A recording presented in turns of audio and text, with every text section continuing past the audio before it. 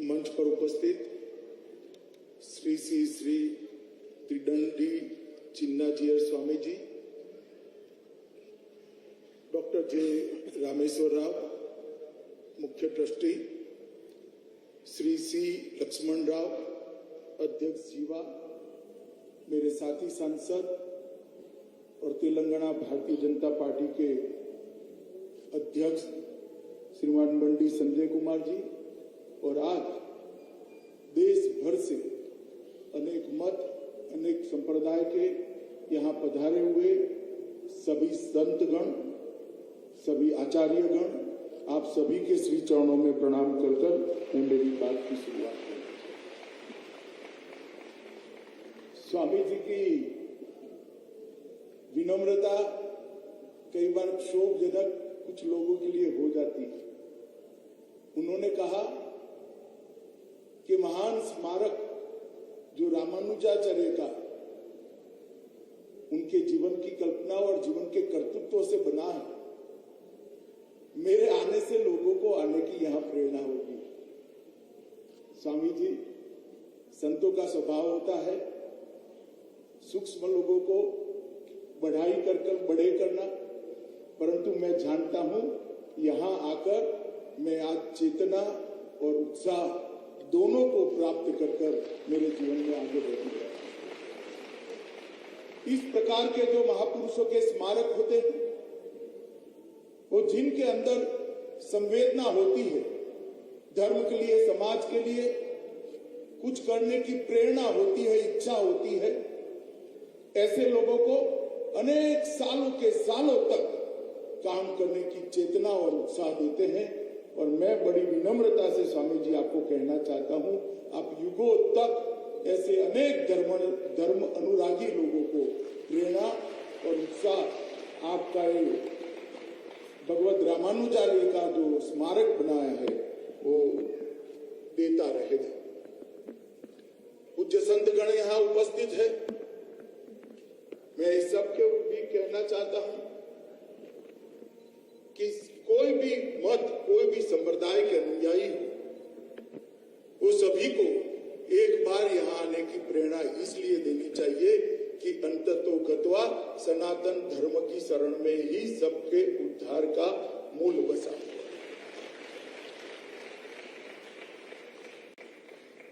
रामानुजाचार्य के जीवन के 1000 साल, उनकी सहस्त्राब्दी, इससे बड़ा उनके काम को कोई भावांजलि भी नहीं हो सकती, स्मरणांजलि भी नहीं हो सकती, कार्यांजलि भी नहीं हो सकती। रामानुजाचार्य के जीवन को, उनके संदेश को सब जीव एक समान है।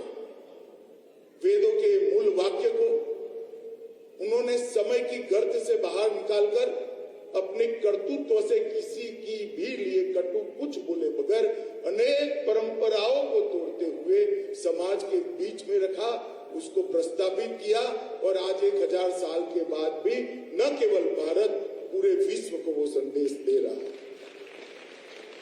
इस स्टैच्यू ऑफ इक्विटी की प्रतिमा अभी हमारे देश के सम्माननीय प्रधानमंत्री श्रीमान नरेंद्र मोदी जी और दंडी स्वामी जी के कर कमलों से इसका उद्घाटन हुआ। मैं अभी वहां जाकर आया। अगर दूर से देखते हैं तो ये प्रतिमा दूर से देखते ही अद्भुत आत्मा को शांति देती है, चित्त को प्रसन्नता करती है और मन को आह्लाद करती है।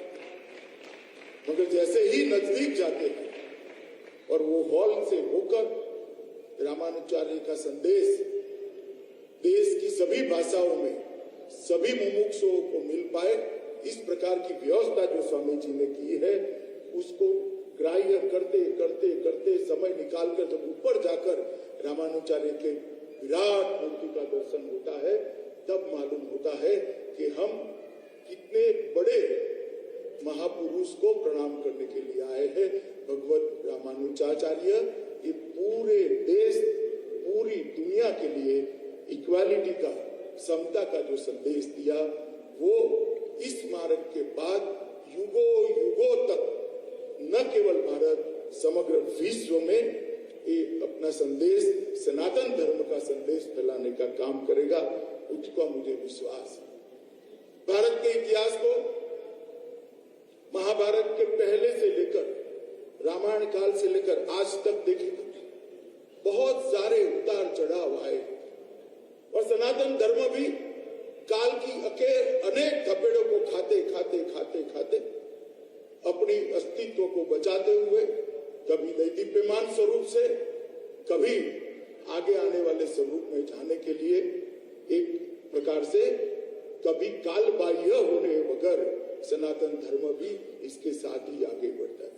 हमने देखा है सनातन धर्म पर जब जब संकट आया, कोई न कोई आया जिसने सनातन धर्म की ज्योत को प्रज्वलित की, दैदीप्यमान की और एक ज्ञान यात्रा को समग्र विश्व में आगे बढ़ाया। रामानुजाचार्य भी एक ऐसे ही जिन्होंने शंकराचार्य के बाद एक काम को बहुत अच्छे तरीके से किया। आदि शंकर ने ढेर सारे मतांतरों को एक करते हुए सनातन धर्म की छत्र छाया में देश को एक करने का, एक छत्री के नीचे लाने का काम किया और रामानुजाचार्य ने अपने जीवन कवन से पूरे देश को सनातन धर्म के साथ जोड़ने का काम किया। कई सारे कुरिवाज, कुप्रथाएं कटु विरोध करे बगैर अपने कर्म से निपटे। कई बार मैं जब पढ़ता हूं तब मुझे विचार आता है कि सनातन धर्म में ऐसा क्या है कि जिसकी धारा क्षुण्ण रूप से कालबाह्य हुए बगैर बहे ही जाती। ऐसा क्या है, इसके अंदर अमृत तत्व क्या है। और कई सारे धर्मों का भी अभ्यास करते हैं। जब तुलनात्मक अभ्यास करते हैं तो नजर में आता है कि सनातन धर्म में मैं ही सत्य हूं, ये जड़ता और अहंकार नहीं। हमारे यहाँ शास्त्रार्थ की व्यवस्था रही, खंडन की व्यवस्था रही, मंडन की व्यवस्था रही और श्रेष्ठ को स्वीकारने की विनम्रता भी रही। और इसी के कारण सनातन धर्म आगे बढ़ता गया। हो सकता है आज ध्यान से देखने वालों को देखे कि हम काफी पिछड़ गए, मगर ये सारे देश के सभी मतों के संप्रदाय के आचार्य यहाँ बैठे हैं। आप सभी को देखकर मुझे पूरा भरोसा है कि यात्रा ना कभी रुकेगी, ना कभी थमेगी और फिर से एक बार दिग्विजयी होकर पूरे विश्व के अंदर ज्ञान का प्रचार और प्रसार करेगी। आज मैं जब यहाँ आया हूँ तब इस पवित्र भूमि पर, यहाँ पर जो स्मारक बनाया है और इसके साथ साथ वेद अभ्यास की भी व्यवस्था करी है। वेद की 9 के 9 शाखाओं के अभ्यास शास्त्रोक्त तरीके से हो सके, ऐसे विद्यार्थी भी यहाँ से निकलेंगे, पूरे देश भर में फैलेंगे और जहां जहां जाएंगे वहां वेद के ज्ञान की सुगंध को, उसकी ज्योत को प्रज्वलित करते जाएंगे। और इसके साथ रामानुजाचार्य का जो संदेश था, उनके जीवन का संदेश था, और इस संदेश को हर व्यक्ति समझ सके, इस प्रकार से यही स्मारक के साथ देश की सभी भाषाओं में प्रसारित करने का काम स्वामी जी ने किया है। मैं फिर से पूज्य श्री चिन्ना जी स्वामी जी को बहुत समग्र देश की ओर से साधुवाद और धन्यवाद करना चाहता हूँ। आज जब मैं यहाँ आया हूँ तब यहाँ पर 1035 कुंभ के साथ श्री लक्ष्मी नारायण महायज्ञ भी हो रहा है। चारों वेद की 9 की 9 उपलब्ध शाखाओं का पाठ भी किया जा रहा है। अष्टाक्षरी मंत्र का 10 करोड़ जाप हो रहा है, जिससे हमें मालूम पड़ेगा कि ये धरती हमेशा के लिए कितनी पवित्र होने वाली है। इतिहास, पुराणों और आगमों का भी पाठ हो रहा है। सभी प्रकार की पूजा व्यवस्था और पूजा पद्धति को भी समाहित और संरक्षित करने का भी यहाँ पर एक व्यवस्था किया गया है। और श्रीरंगम के रंगनाथ, तिरुमाला के तिरुपति के श्री वेंकटेश्वर स्वामी सहित 108 प्रेरणा केंद्रों दिव्य देशों के अभिषेक से ये मूर्ति के आगे यज्ञ संपन्न हो रहा है। महाप्रसाद भी 24 घंटे भक्तों के लिए वितरित किया जा रहा है। और आज मैं इतना जरूर कहना चाहता हूं कि आपका ये जो प्रयास है, आने वाले अनेक सालों तक स्वामी जी इसको पूरा देश याद रखेगा।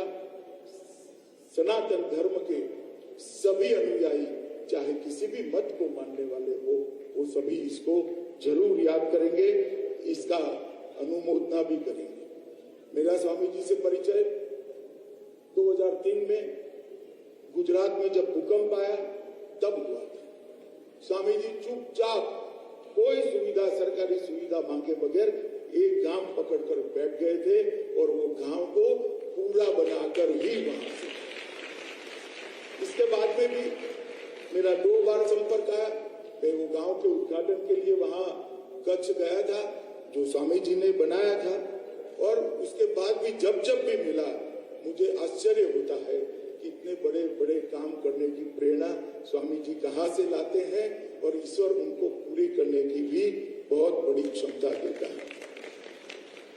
आज वैदिक परंपरा और संस्कृति की शिक्षा देने का आपने यहाँ पर जो काम शुरू किया है, मैं ईश्वर से हमेशा प्रार्थना करूंगा स्वामी जी, मेरी नित्य प्रार्थना का हिस्सा रहेगा कि ये काम अनेक युगों तक चलता रहे और सनातन धर्म की सेवा करता रहे।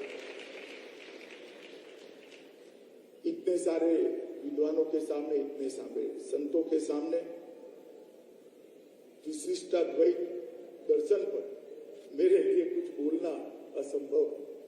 मैं जन्म से वैष्णव और शुद्धाद्वैत का अनुयायी, मेरी माता वल्लभाचार्य के शुद्धाद्वैत के आधार पर ही पूरा जीवन जी, मगर मैं यहाँ विशिष्टाद्वैत पर कोई बात करना नहीं चाहता, क्योंकि ना मेरी योग्यता है, ना इतने बड़े संतों के सामने मैं कुछ बोल सकता हूँ।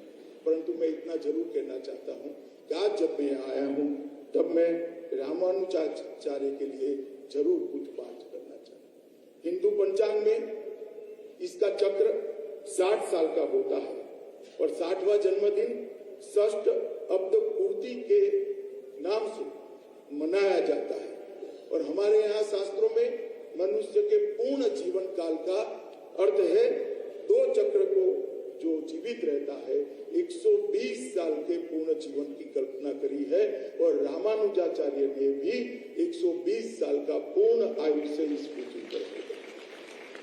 और ईश्वर ने ही ढेर सारे कुरिवाजों को सनातन धर्म से बाहर निकालने के लिए और इतनी मधुरता के साथ अपने कर्तृत्व से बाहर निकालने के लिए रामानुजाचार्य के रूप में ही यहाँ आकर हम सब के बीच में 120 साल अपना काम करने का एक प्रयास किया था। और इसी का परिणाम है कि आज सनातन धर्म पूरा एक होकर फिर से एक बार नई ऊर्जा के साथ आगे बढ़ने की दिशा में जा रहा है। समाज में समता समरसता स्थापित करने के लिए द्वैत अद्वैत फिर विशिष्टता, और उसमें भी आगे कई आचार्यों ने अनेक प्रकार से इसकी मीमांसा की। ब्रह्म सूत्र के एक प्रकार से जटिल ज्ञान से लोकभोग्य ज्ञान को बनाने का काम इन आचार्यों ने किया। और इसी के माध्यम से आज अनेक लोग बहुत बड़ा ज्ञान न होने के बावजूद भी अपना जीवन वेद के बताए रास्तों पर जी रहे हैं, क्योंकि आचार्यों ने जो जीवन पद्धति को बताया उसी को आचरण में रखा। और आज ज्ञान न होने के बावजूद भी कई लोग वेद के आधार पर अपना जीवन जीते हैं। उसमें सबसे बड़ा योगदान रामानुजाचार्य जी का था। आदिशंकर के अद्वैत दर्शन, माधवाचार्य के द्वैत दर्शन और रामानुजाचार्य के विशिष्टाद्वैत के कारण ही आज वैष्णव संप्रदाय में अनेक प्रकार के जीवों को आगे बढ़ने का और वेद आधारित जीवन जीने का रास्ता प्रशस्त हुआ है। रामानुजाचार्य ने मध्यम मार्ग को व्याख्यायित करते हुए विशिष्टाद्वैत की अवधारणा दी और भारतीय समाज में एकत्व लाने का, स्थापित करने का एक क्रांतिकारी काम किया। रामानुजाचार्य के विशिष्ट द्वैत दर्शन के कारण ही पूरब से पश्चिम और उत्तर से दक्षिण तक भारत एक सूत्र में बना।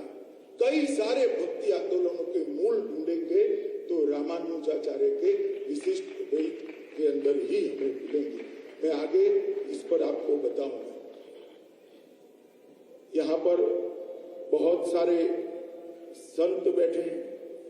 रामानुजाचार्य के जीवन को, इनके योगदान को सरल शब्दों में कुछ विभागों में अगर बांट देते हैं तो समता, समरसता एक, ज्ञान ग्रहण में समानता, सभी को ज्ञान ग्रहण करने का अधिकार है और ये भी उन्होंने प्रस्तावित किया।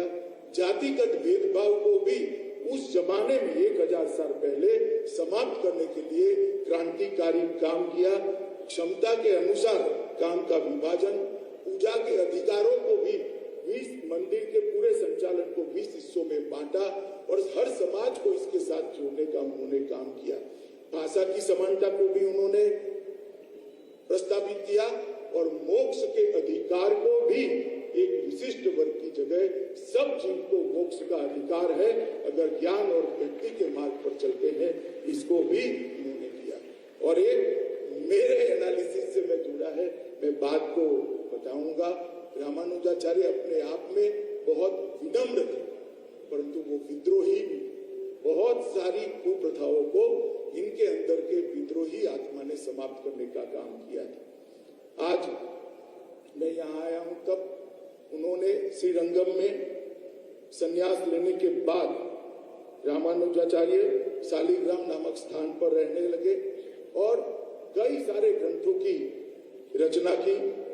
ब्रह्मसूत्र के भाष्य पर लिखे 2 मूल ग्रंथ उनके बहुत लोकप्रिय हुए, श्री भाष्यम एवं वेदांत संग्रहम।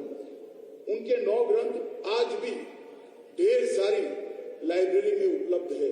मैं आपको इसलिए बताना चाहता हूँ, मेरा जन्म एक बहुत छोटे से कस्बे में हुआ, मानसा कर गुजरात से, अहमदाबाद से 50 किलोमीटर दूर गाँव।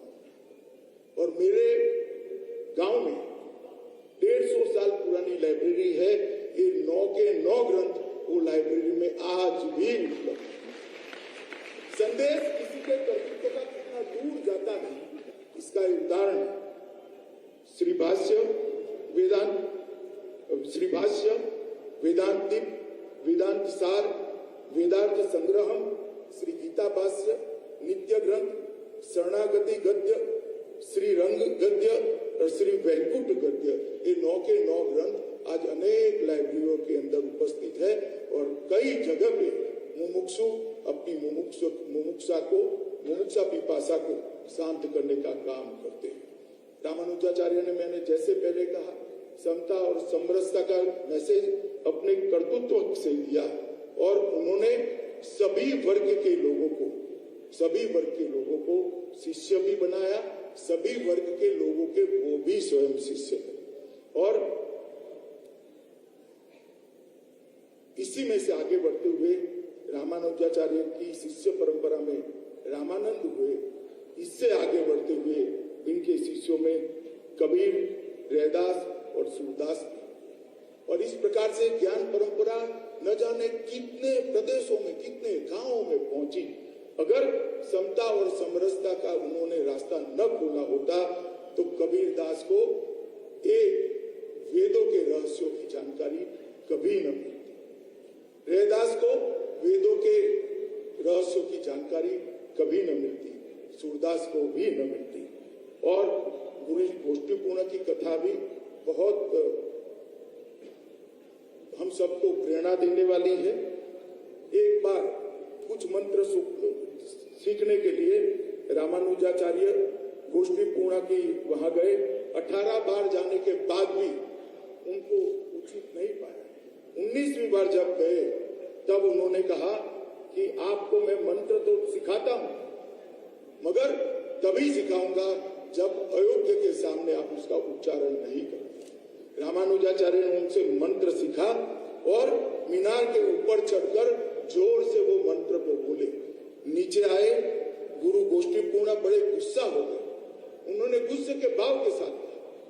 क्या किया, तुम नरक में जाओगे। तो रामानुजाचार्य ने बाल सहज विनम्रता के साथ कहा, नरक में जाने से कोई दिक्कत नहीं है, अगर अनेक जीवात्माओं का कल्याण होता है तो मुझे नरक भी पसंद है। और ये कहते ही गोष्ठी पूर्णा के पूरा गुस्सा शमन हो गया और उन्हें एम्पेरुनाथ मतलब मेरे भगवान ऐसा कहकर रामानुजाचार्य से गुरु ने स्वयं आशीर्वाद मांगे। जातिगत भेदभाव को भी रामानुजाचार्य ने समाप्त करने का काम किया। कांचीपुर्ण एक ब्राह्मणेतर जाति से जब वो उनका शिष्य बनने के लिए गए, तब उन्होंने कहा कि परंपरा ऐसी है, आप ब्राह्मण हो, मैं आपको शिष्य नहीं बना सकता। रामानुजाचार्य ने उत्तर दिया, यदि शास्त्रों का ज्ञान केवल ईश्वर की भक्ति की जगह, केवल ईश्वर की भक्ति की जगह अहंकार और अभिमान लाता है तो ज्ञान मिथ्या है, इससे बेहतर अज्ञानी रहना ही है। और उन्होंने बाद में उनके गुरु बनने की बात को स्वीकार किया। बाबा साहब आम्बेडकर ने भी इसको एक्नोलेज करते हुए लिखा है, हिंदू धर्म में समता की दिशा में यदि किसी ने महत्वपूर्ण काम किया है और उनको व्यवहार में लागू करने का प्रयास किया है तो वो संत रामानुजाचार्य ने ही किया है। उन्होंने कांचीपुर्ण नाम के एक गैर ब्राह्मण को अपना गुरु बनाकर एक स्पष्ट संदेश पूरे देश में देने का प्रयास किया था। समता के अनुसार भगवान की सेवा करने का सबको अधिकार है। इस बात को उन्होंने व्यवहार से मंदिरों के प्रशासन के अंदर लागू किया और उन्होंने प्रशासन के अंदर कई सारे 20 हिस्से बनाए और 20 हिस्सों में मंदिर की टोटल प्रशासन को बांटकर उन्होंने सब समाज के लोगों को 20 के 20 हिस्सों के साथ जोड़कर सर समाज को मंदिर के लिए कुछ करने का अधिकार देने का काम किया। इससे सारा समाज आज मंदिर के साथ जुड़ा हुआ हमें देखता मिलता है। पूजा के अधिकार में भी उन्होंने समानता का अधिकार देने का काम किया। मेलकोट में अपने प्रवास के दौरान रामानुज ने देखा कि समाज के कुछ वर्गों के भक्तों को सामाजिक मानदंडों के कारण मंदिर के अंदर पूजा करने की अनुमति नहीं थी। इस प्रथा से वो बहुत दुखी थे।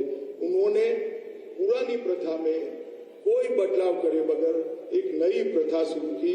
किसी भी भक्त की पृष्ठभूमि की परवाह किए बगैर भगवान की पूजा करने की अनुमति देने का मार्ग प्रशस्त किया और घर पर भगवान की देवता स्वरूप की व्यक्तिगत पूजा को सरल और व्यवस्थित किया।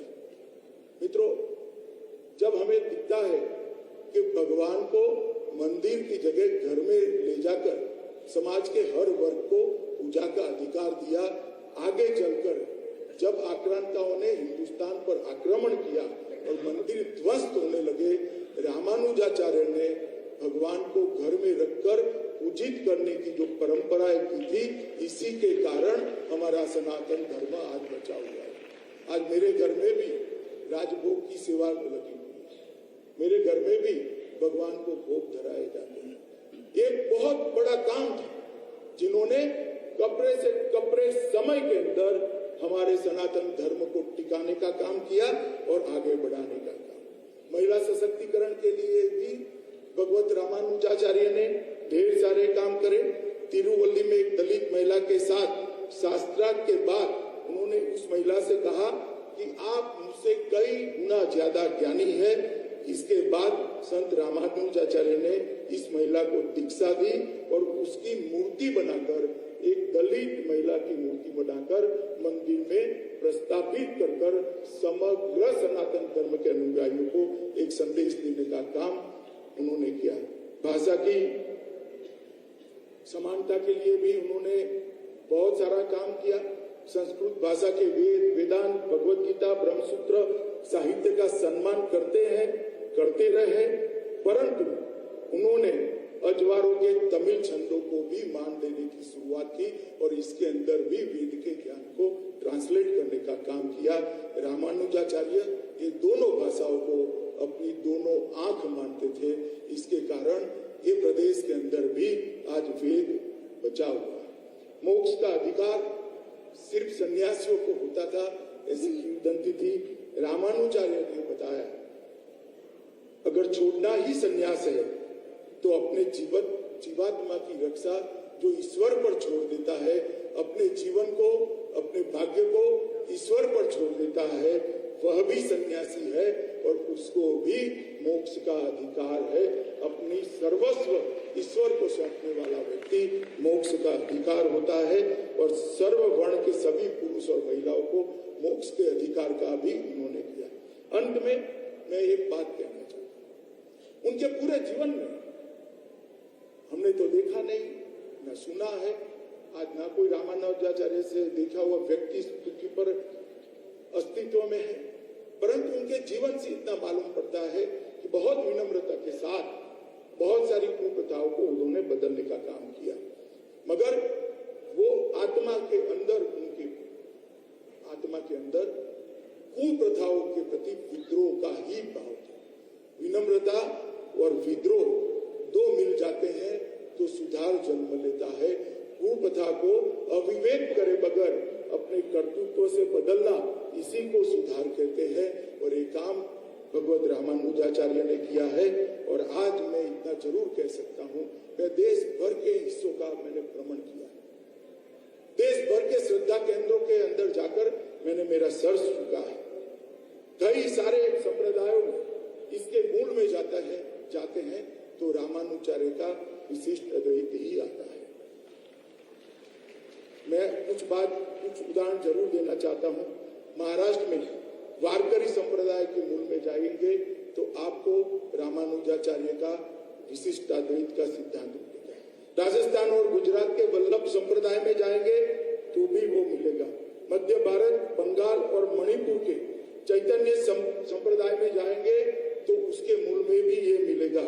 और असम के शंकर देव और माधव देव के मूल में जाएंगे, उनके उपदेशों के मूल में जाएंगे तो भी आपको विशिष्ट अद्वैत। एक व्यक्ति ने जो सिद्धांत प्रतिपाद की, जिसमें समानता का मूल मंत्र था, उसके देश के अनेक हिस्सों में, शायद रामानुजाचार्य अपने जीवन में कभी मणिपुर नहीं गए, ना आसाम गए, परंतु गुजरात के एक छोटे से गांव में भी जाएंगे तो आज वल्लभ संप्रदाय के अनुयायी मिलेंगे। आसाम के अंतिम गांव में मैं गया हूं जो बांग्लादेश की बॉर्डर पर है, वहां पर भी शंकर देव के अनुयायी मिलते हैं। और बंगाल के अंतिम गांव में भी गया हूं, वहां पर भी चैतन्य महाप्रभु का कीर्तन करने वाले लोग, भक्ति संप्रदाय के लोग मिलते हैं। स्वामी रामानंद के बारे में कौन नहीं जानता। स्वामी रामानंद जी के 12 प्रमुख शिष्यों में कबीरदास भी रहे। नाभादास जी, सेननाई, कृपादास, सूरदास सहित 12 महापुरुषों की परंपरा भी रामानुज से ही उत्पन्न हुई है। इस परंपरा का गुणगान करते हुए कबीरदास जी ने दोहे में लिखा है, श्री नारायण मूल हमारे, रामानुज की साख, रंगकार में रमता ज्योति, गुरु रामानंद ने बात। एक व्यक्ति के जीवन से जो दक्षिण भारत में जन्मा, तमिलनाडु में जन्मा, उसने कबीरदास को प्रेरणा देने का काम किया और कबीरदास ने समाज के सभी पिछले वर्गों को उठाने का काम किया।